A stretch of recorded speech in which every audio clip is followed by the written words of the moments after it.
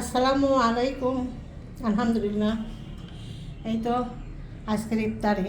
তো আজকের ইফতারিগুলো অনেক প্রতিবেশীদের দিব, এই জন্য এই যে পায়েস রান্না করেছি, খেজুরের গুড়ের পায়েস, মুড়ি, আর এই যে হরেক রকমের ভাজি পুরি, এখানে ডিমের চপ, বেগুনের চপ,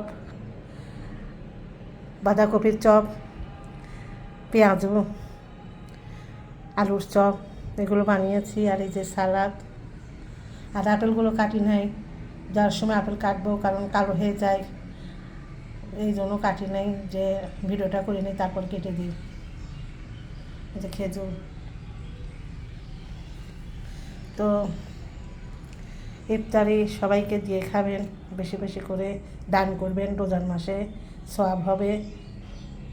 আর বেশি বেশি করে দরুদ পড়বেন, কোরআন শরীফ খতম দেওয়ার চেষ্টা করবেন, প্রথম থেকে শেষ পর্যন্ত 30 রোজা পর্যন্ত একটা কোরআন শরীফ খতম দেওয়ার চেষ্টা করবেন। আমি সময় পাই নাই, আমি কোরআন শরীফ খতম দেবো, এই জন্য আমি সবসময় ব্যস্ত থাকি, সেজন্য সময় দিতে পারছি না। রোজাটা বের হলে পরে ইনশাল্লাহ সময় দেব, কাজে ব্যস্ত থাকি। তো আমাদের দুজনের শরবত বানিয়েছি এবং সবাইকে দেবো, তাদেরকেও বানিয়ে রেখেছি।